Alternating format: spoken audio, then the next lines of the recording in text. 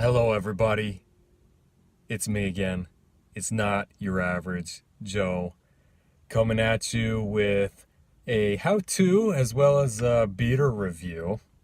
Now, I am sitting in the luxurious interior of a 1999 Toyota Camry CE.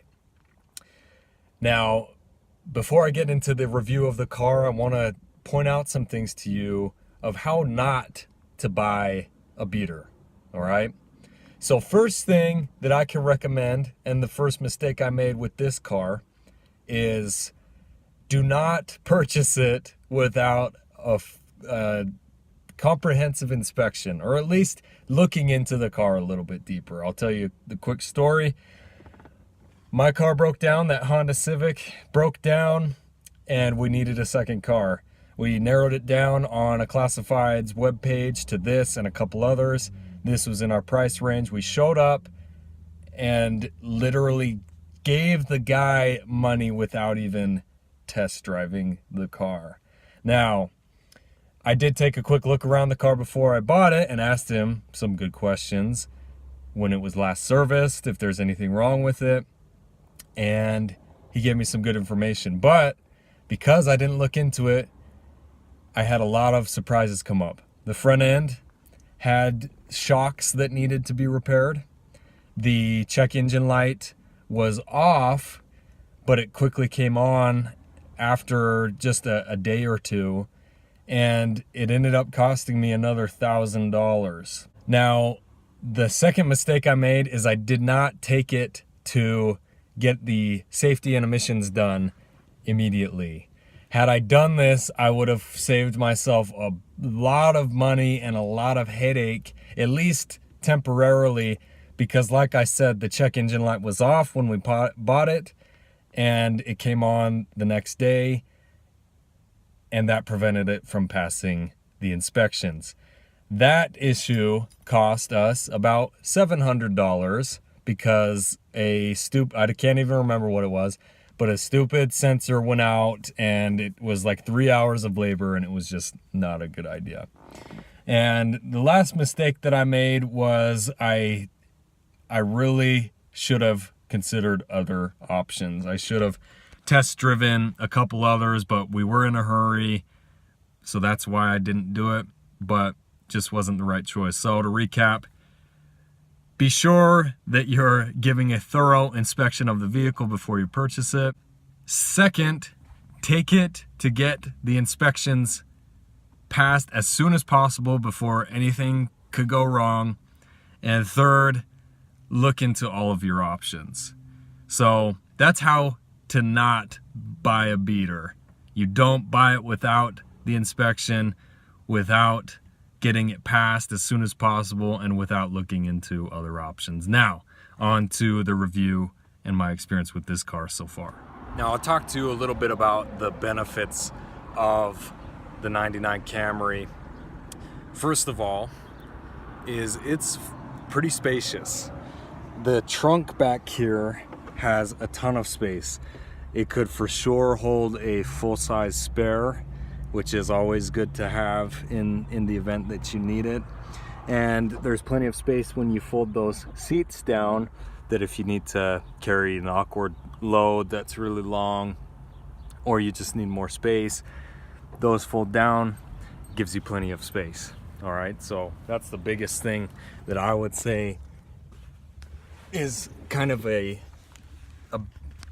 one of the benefits you don't really think about until you buy the car, is the space. And in the back, there's also a ton of space, plenty of leg room for your taller passengers. That's one of the big benefits, is the space. Second of all, the gas mileage is pretty good. It is a larger vehicle, and with a larger vehicle typically will come a larger tank, which this has I believe it's a 20, maybe 18 gallon tank. So gas lasts quite a long time on this one, so you can go a long time between filling up. And I'm seeing the high 20s and the low 30s for my average miles per gallon. So overall, great car. Going with a Corolla or something smaller will give you some more MPGs, but not as much space. Now, I have really enjoyed this car for as long as I've had it. There have been a few issues and expenses that were unexpected, but they were pretty minor. And overall, it's been an excellent vehicle.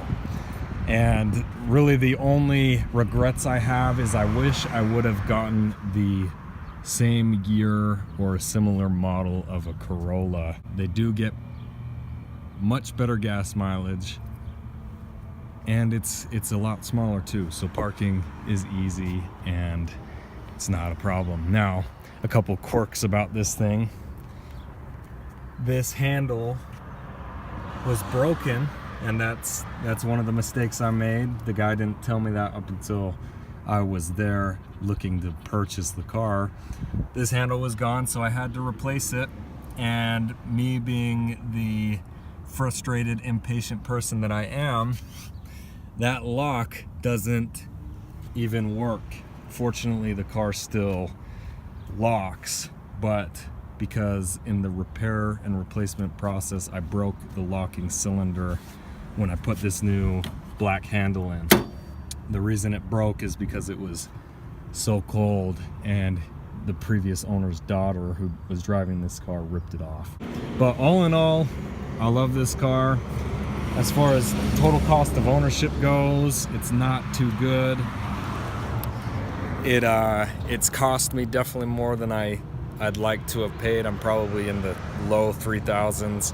Initially, I purchased it for $2,000. The guy was asking $2,300. I negotiated down to $2,000, and that's what it ended up being out of pocket. But with the repairs that were necessary to pass inspection and the safety concerns with the front shocks that I also replaced myself, the cost of ownership has gone up. But all in all, a great vehicle. Definitely look into getting any Toyota or Honda is going to serve you well, but follow those instructions of how to actually properly buy a beater. Good luck to you. If you have questions, comments, let me know. Thanks so much for watching.